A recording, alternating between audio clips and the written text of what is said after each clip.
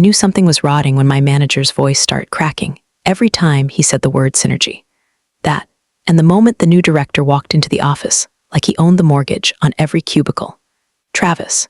He had the smug of someone who never had to ask for a raise in his life, probably because mommy's maiden name matched half the surnames on the board. I clocked the fake Rolex and tighter than HR-approved dress pants before he even opened his mouth. "Let's shake things up," he said on day one, like we were in a popcorn startup, instead of a 40-year-old logistics firm held together by duct tape, legacy code, and 3 women named Susan. Dana Monroe had been with the company 7 years. 7 years of digging through spaghetti code at midnight, babysitting interns who thought Excel formulas were magic, quietly rerouting broken data pipelines before anyone higher up noticed their sales dashboard hadn't updated since Cinco de Mayo. I wasn't flashy. I didn't brown nose. I didn't even use LinkedIn. But I kept the ship floating, and for the most part, I didn't mind. I liked the solitude of late-night log dives, the quiet power of fixing things before they broke, the occasional respect from the junior analysts who knew I had their backs when leadership didn't even know their names. Then Travis happened. He was one of those guys who used optics as a verb. "We need to optics this better," he said once in a planning meeting, waving a hand like Moses parting a sea of common sense. Within 2 weeks of his arrival, he had restructured the analytics department, code for laying off 2 senior folks, promoting a guy who played beer pong with his cousin, and shoving me under someone named Caleb who thought Python was just a snake. At first, I stayed quiet. You survive long enough in corporate America, you learn that sometimes the best move is no move. Watch, listen, document. But then he started tampering with the numbers. It started small. A missed decimal here, a rounded forecast there. "Can you just smooth this spike?" he asked one morning, pointing to a chart that showed our customer churn doubling after a bad release. "It's for the pitch deck. We don't want to scare the investors." His tone was casual, like he was asking for a light edit, not falsifying data that'd end up in the hands of people moving millions around.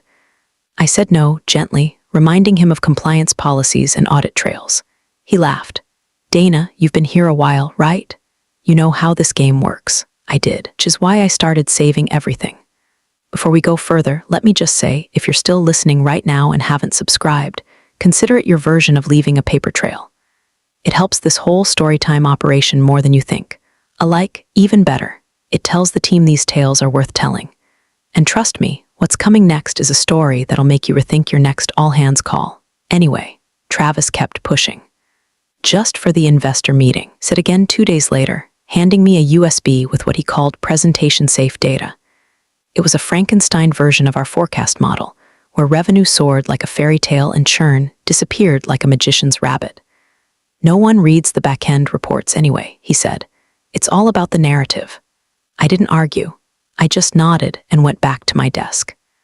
That night, I ran a full system backup, not the company's usual nightly job, but a custom schema I'd been designing in my free time for months.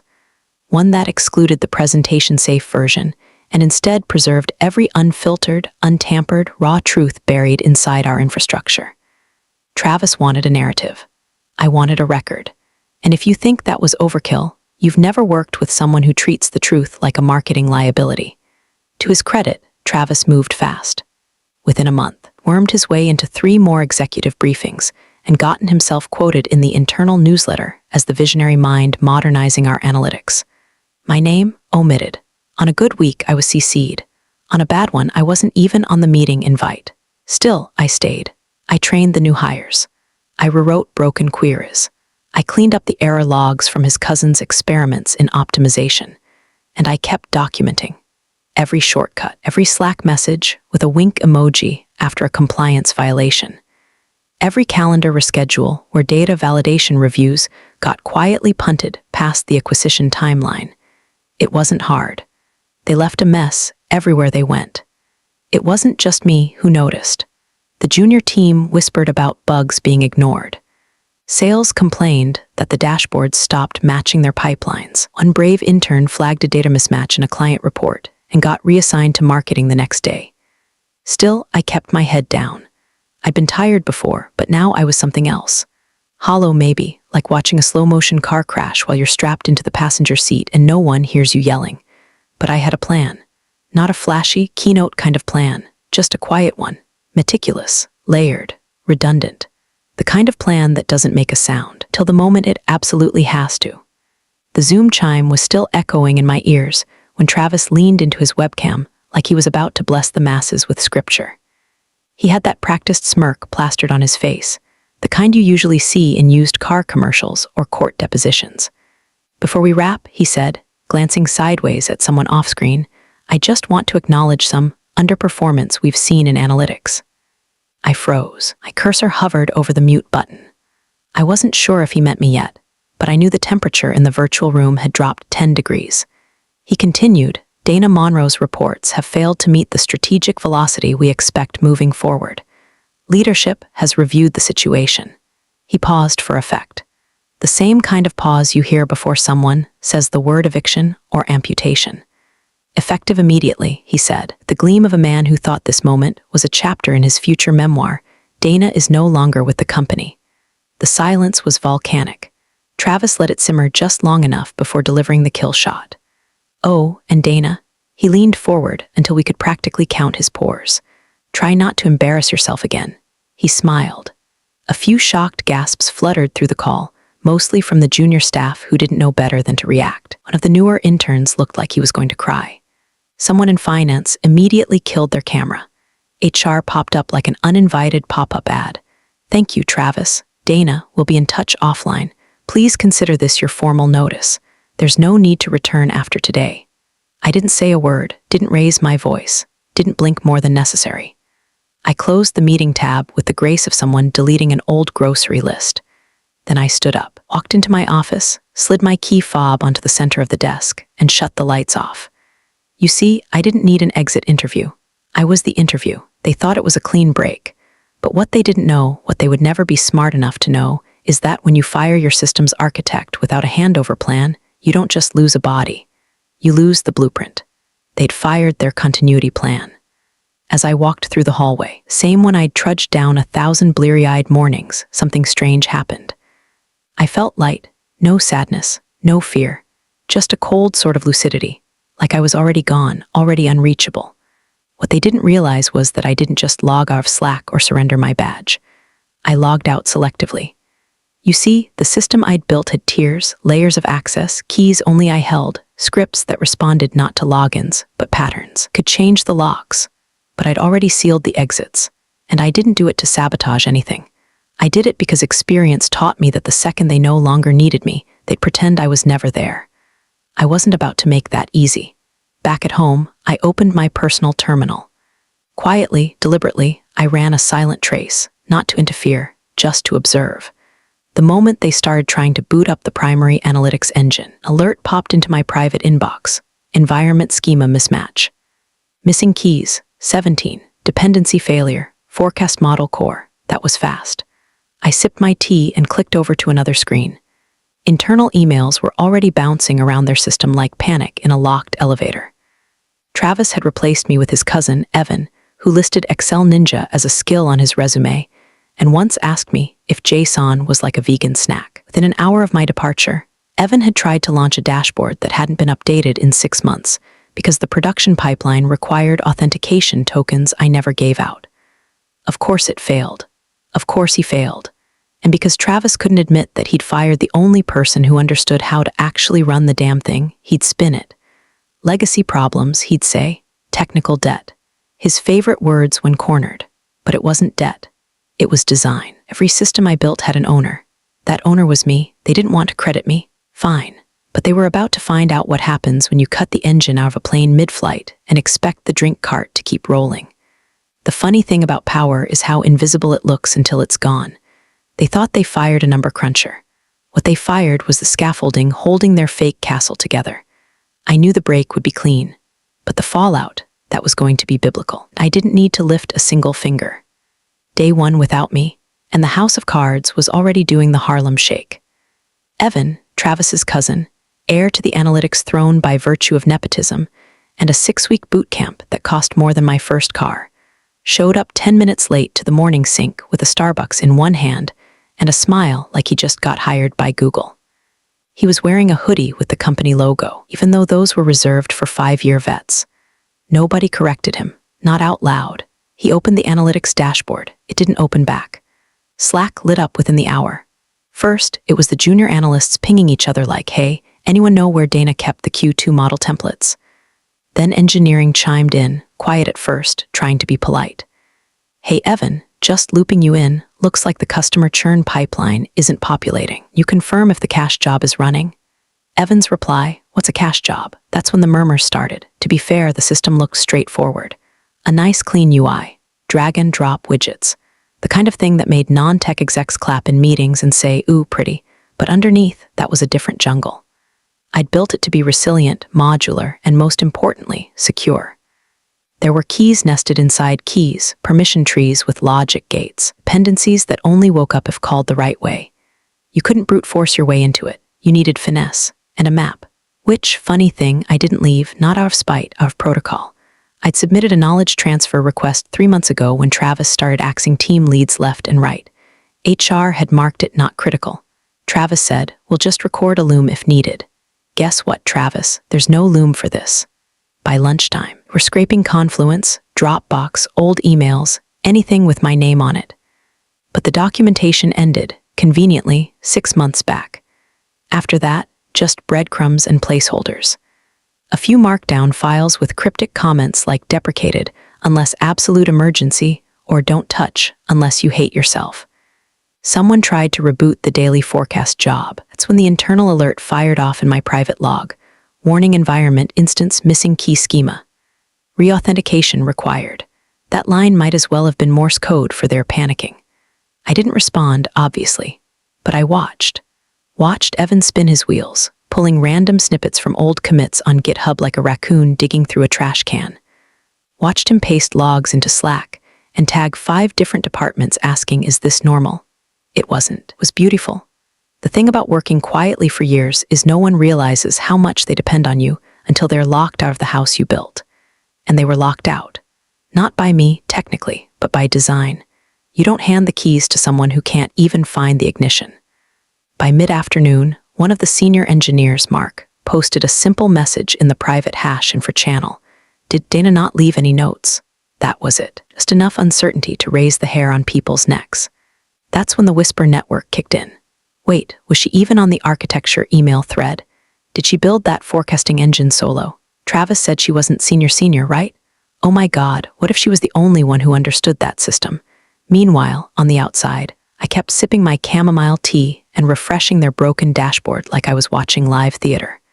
No job alerts. No vengeance fantasy, just quiet satisfaction. Every now and then I'd get an automated ping from the failsafe. Another failed job, another broken dependency, another poor soul trying to override a lock they didn't understand.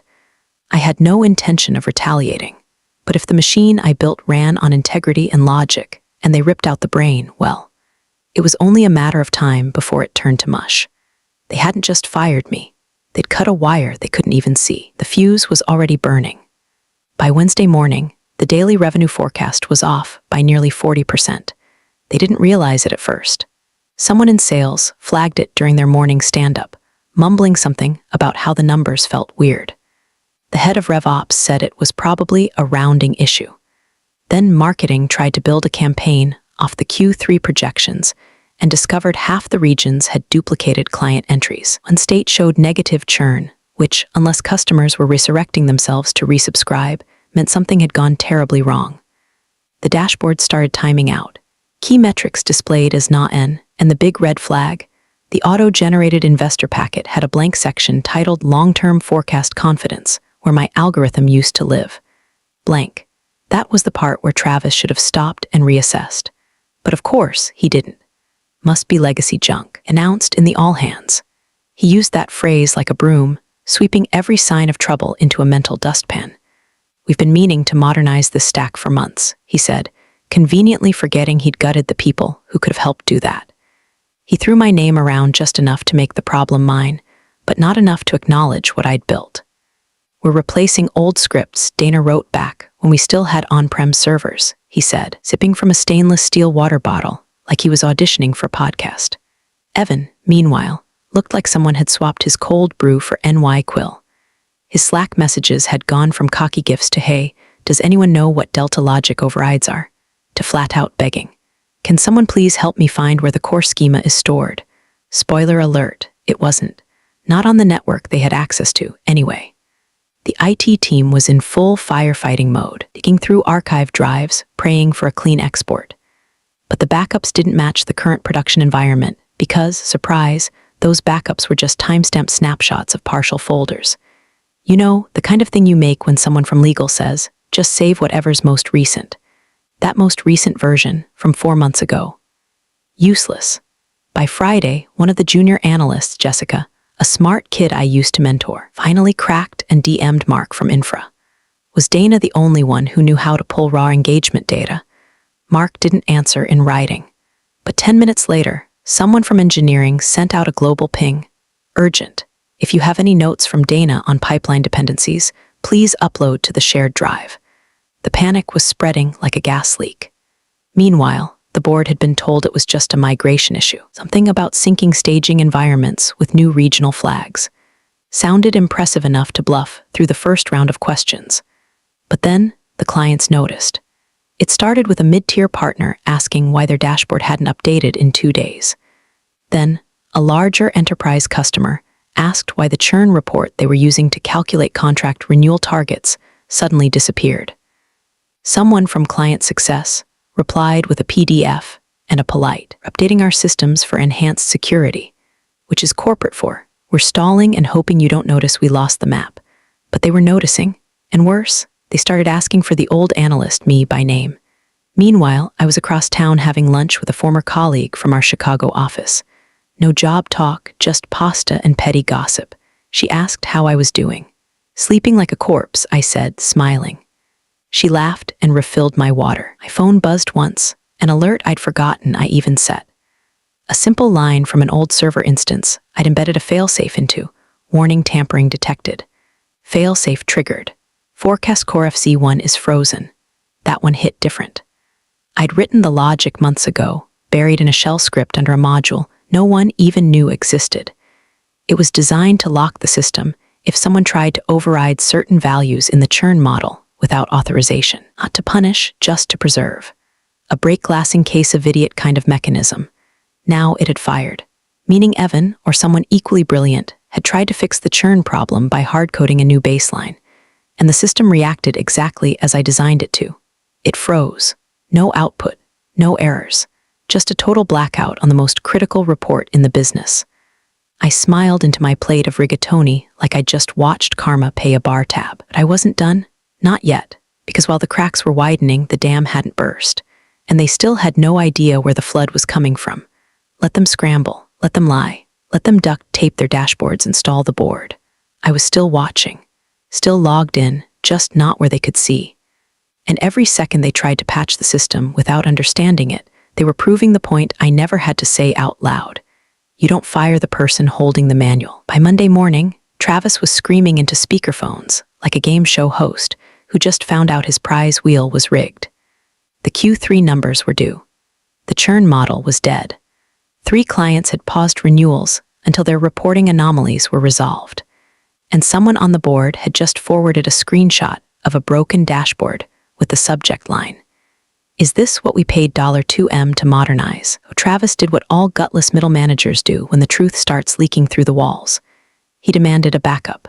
Just restore it, he barked, pacing in the glass conference room like he was conjuring solutions through sheer volume. Roll it back to Friday's state or last week's. Whatever works. I don't care if we have to go back to May, just get the dashboards running again before the board call. The CTO, Anand, didn't say anything right away, tapped on his keyboard for a while, eyes darting. Tried a few terminal commands, reached for his coffee, then set it back down. He was sweating in that nervous, slow-motion way people sweat when they realize their parachute is decorative. Then he leaned into the mic and said flatly, "We don't have a full production backup." Travis blinked. "What do you mean, we have partial snapshots?" Anand clarified. "From staging, some code branches. No clean schema map, no environment state tied to current dashboards." Travis waved a hand. "So rebuild it. You've got people for that." Anand finally looked up. "We had a person for that." Silence. And then from the far side of the room, a quiet voice cut through the noise, probably unintentional. definitely unfiltered. Did we actually fire our entire continuity plan? It came from one of the analysts, Mike, I think. Not junior, not senior, just competent enough to realize the math wasn't adding up. The room went still. Nobody replied, because the answer was yes. Yes, they did. They fired the person who built the data models, the person who mapped the dependencies, the person who built a modular, layered system that looked easy from the outside because she'd worked so damn hard to make it look easy. They fired the backup. And now, every time they tried to launch a restore, they hit a wall, because the system wasn't just a stack of files. It was a living process, timed keys, encrypted sequences, logic nodes that called functions nested in environments only I could access. You don't restore something like that by clicking undo, and every single access log confirmed it. The requests routed through dead endpoints. The scripts failed integrity checks. One instance just returned a single-line response. / restore failed. Owner authentication missing meanwhile. Kept pinging Slack channels, digging through old email chains, asking if anyone had an older copy of the main forecast engine. Someone unearthed a 2-month-old beta version in a shared drive, tried to plug it into the system like a missing puzzle piece, and promptly broke the entire revenue pipeline. Good times. Back on my side of the fence, I was watching everything. Quietly, strategically. A controlled detonation, really. The funny part, they had a chance to prevent this. 3 months ago, I'd submitted a formal request to Travis and HR. A simple document, Knowledge Transfer Plan Phase I. It outlined a timeline for transitioning ownership of core systems, including documentation guidelines, training sessions, and staggered access updates. Travis replied, 3 days late, with a one-liner, "Let's not overcomplicate this. We'll record some walkthroughs if needed." HR marked the ticket as resolved. I archived it. Strategic joy is different from petty revenge. It's not loud. It doesn't spike your blood pressure. It settles over you like warm light when the people who underestimated you finally realize you were the gravity holding their orbit together. And now they were floating. No north, no compass, no roadmap. Travis tried to rally the troops, calling in vendor support, proposing a complete rebuild. Every hour spent trying to resurrect what they didn't understand only made it worse. They rebooted servers. They restarted pipelines. They manually edited configs with shaking hands, and the machine resisted, because this wasn't sabotage. This was natural collapse, a system designed for integrity refusing to be powered by fraud. They had burned the bridge, and I had already crossed it. They say paper cuts don't bleed until a second later. The same goes for a whistleblower packet. Tuesday morning, legal got a box. No return address, just a simple white label on the side. Atten. Compliance team / for board review. Only inside was a single USB drive, a printed index, and a post-it note with a typed message. You wanted velocity. Here's the wreckage. By 10:03 a.m., every exec on the compliance distribution list had a copy of the drive's contents. By 10:12, the whispering started. And by 10:27, Travis was called into an urgent closed door with legal, finance, and 2 of the board's external auditors who just happened to be in the building that day for other matters. The files, glorious. They were organized in neat little folders, time-stamped, labeled, curated, like a forensic museum exhibit titled How Not to Run a Tech Company. Folder 1, Doctored KPI, reports PDF exports of our original forecasts, side by side with the investor-facing versions Travis sent out. The differences were surgical. A 5.8% churn rate, massaged down to 3.1%. Customer engagement curves smoothed like a botoxed forehead. In one case, a file named Q2 bore DECFINA L-FINALF2. PPTX had metadata showing it was modified by Travis 6 minutes before the investor call. Folder 2, shortcut approvals, email threads with Travis waving off QA checks. Slack messages like, just merge it, I'll talk to Anand if it breaks. We don't need regression for this one, it's all optics. Need these numbers to sparkle by Thursday. Polish however you have to. One message to Evan Reed, if anyone asks about delta churn, just say it's seasonality. No one's checking the back end. But the real grenade was in folder 3. Screenshot from a private Slack chat, Travis and a junior analyst he thought was loyal. His words verbatim, no one reads the back-end reports anyway. That stuff's just wallpaper for the investors. Time-stamped, watermarked, clear as day. Legal went pale. The auditors didn't even blink. They'd seen this before, just not this blatant. It was corporate arson with a smiley face drawn in gasoline. Every file ended the same way, a footer with a quiet signature. On-row report, V1.0. I didn't sign my name. I didn't have to. The people who needed to know knew. And in case they didn't, folder 4 was a cherry on top. Knowledge transfer request denied PDF, an internal ticket with my original plan to document the system handover. Highlighted in red were the words, deprioritized by request of Director Travis Vaughn. They'd buried it. And now it was exhumed. I wasn't watching the fallout live this time. I didn't need to. That morning, I made a frittata and went for a walk. Somewhere downtown, the people who thought I was replaceable were realizing I was the one thing in the building that couldn't be cloned, replaced, or ghost-written. Vindication doesn't come with confetti. It arrives in silence, in shared glances, in the way someone like Travis stammers when asked a direct question in a room he doesn't control. Somewhere in that conference room, someone was asking, where did these files come from? And someone else, maybe Anand, was whispering, she kept everything because I did, not for revenge, for the record. Travis built a narrative. I archived the truth. By Thursday, it stopped being an internal crisis and started sounding like a crime scene. The first investor call was supposed to be routine, just a quarterly status update with the board and a few limited partners. But halfway through the deck, one of the old money types from Connecticut asked a question no one was ready for. Why are your churn numbers still frozen? And why were the prior metrics different from the ones we received last week? The call went silent for 7 long seconds. The kind of silence that makes necks stiffen and lawyers start scribbling on pads. Another voice, sharper, probably the VC rep who just sunk $8 million into the Series B. Cut in cold? Unless someone can explain this immediately, we're pulling our pipeline. I'm not risking our LPs on cooked data. The call ended early. By noon, legal had drafted an urgent request for a meeting with me.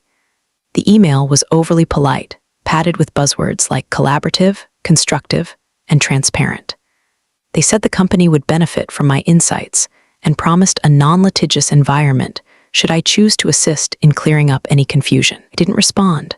That afternoon they called. I let it ring. Then HR sent an email. Subject line, request for clarification on termination context. They asked if I could confirm that I did not feel retaliated against and that my departure was unrelated to any ethical concerns. They included a drafted statement, meant for compliance, no doubt, where I would sign off that no harm was done, and that to the best of my knowledge. Mr. Vaughn's actions were within operational norms. I laughed, out loud, in my kitchen, because while HR was still playing PR, the board had already begun flipping chairs.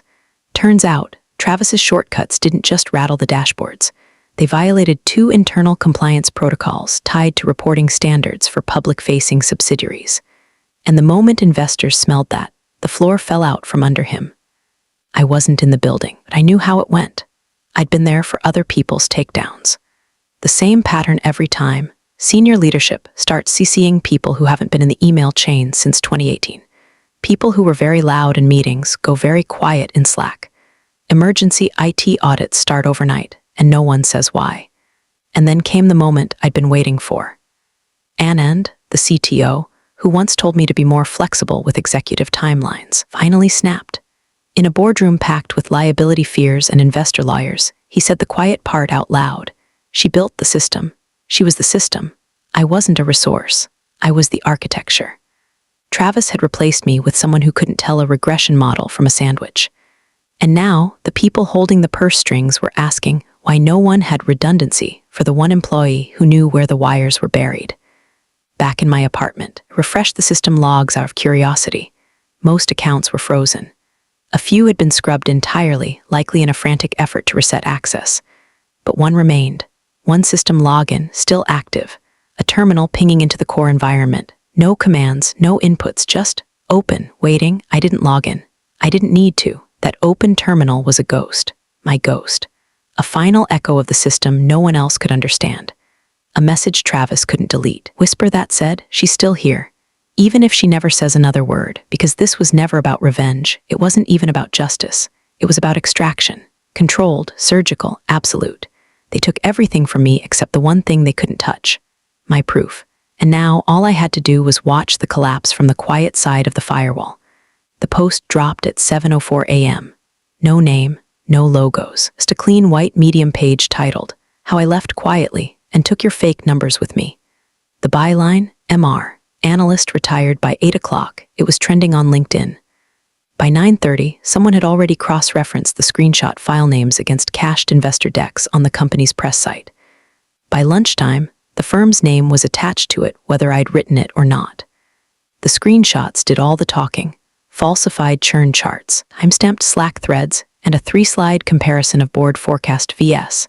system output that didn't just prove the numbers were massaged, it proved who massaged them, when, and how. And in the end, that's all anyone needed. No allegations, no dramatics, just the truth, told cleanly, framed clearly. There were no metaphors, no Scorndex energy. Just data, formatted like gospel, signed off in quiet italics. The system told the truth, just didn't like what it said. MR. V1.0, it was like watching a controlled detonation from a drone camera. Clients started pulling the plug before PR could even release their first statement. Longtime partners announced pauses on future collaboration, pending internal review. Several of them forwarded the post to legal with variations of, "Was this us?" The acquisition, 4 months in the making, 3 law firms deep, shelved by 3 p.m. On hold was the official phrase. But everyone knew what that meant. No one acquires a company under active compliance review, especially not one trending for the phrase internal fraud, not incompetence. Travis, suspended, not fired yet, but not allowed back in the building. Badge deactivated, email disabled. Slack profile gone. His last post, a gif of a rocket launch captioned up and to the right rocket, quietly deleted sometime before sunset. They told the staff it was pending investigation, said they were conducting a deep dive audit, but anyone with eyes knew the dive already happened, and it didn't end with water. It ended with hard concrete and public receipts. I didn't watch the live fallout, didn't need to. I got the summary from a friend still on the inside, one of the good ones, who'd quietly messaged me weeks ago just to say, "We miss you." She sent a screenshot of a Slack thread from the CEO himself, where he asked if anyone could track down the original Monroe documentation. There wasn't any. I made sure of that. Instead, I logged into my personal inbox that evening, opened a draft email I'd written months ago, before the firing, before the breakdowns, before the fail-safes triggered, and I clicked send. Board at company to maincom subject. Try not to embarrass yourselves again attachment. Monroe report final PDF, no body text. No signature, just the file, inside, everything they'd ignored. The denied knowledge transfer ticket, the compliance flags, the CTO's quiet confirmations. The difference between the system I built and the facade Travis sold. It wasn't revenge, it was documentation. I shut my laptop, sat back, listened to the quiet hum of my apartment. No Slack pings, no calendar invites, no calls asking, "Hey, can you just take a look at this real quick?" Just silence. Relief without applause. Vindication without spectacle. The truth didn't need my face. It had my fingerprints. The boardroom lights burned like hospital fluorescents long past midnight, casting cold halos over 10 people who suddenly realized they didn't understand the machine they'd been sitting on top of for years. No catering, no catered smiles, just sweating execs in rolled-up sleeves, hunched over laptops that wouldn't connect to anything that mattered. The dashboards were gone. The terminal interfaces returned 403 errors. The Jenkins instance, long untouched, had thrown a final job failure with an ominous log. License verification failed. Primary credentials expired. One man leaned against the glass wall with his head tilted back like he'd just run a marathon underwater. Another furiously scrolled through an old Slack thread trying to locate a password Travis once joked about keeping in his notes app.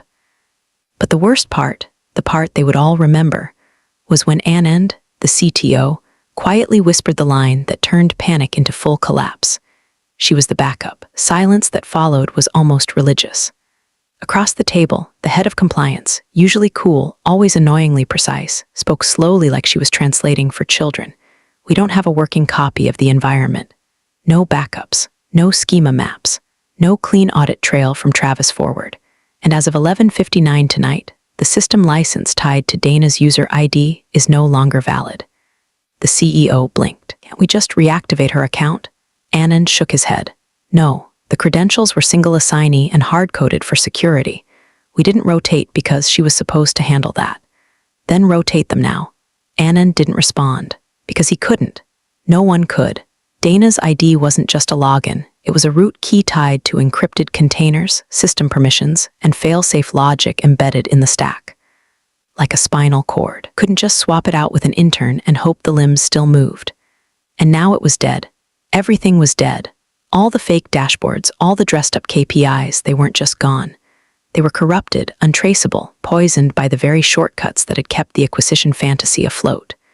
And now, with no continuity plan, no technical owner, and no way to validate anything, the company wasn't just off course. It was exposed.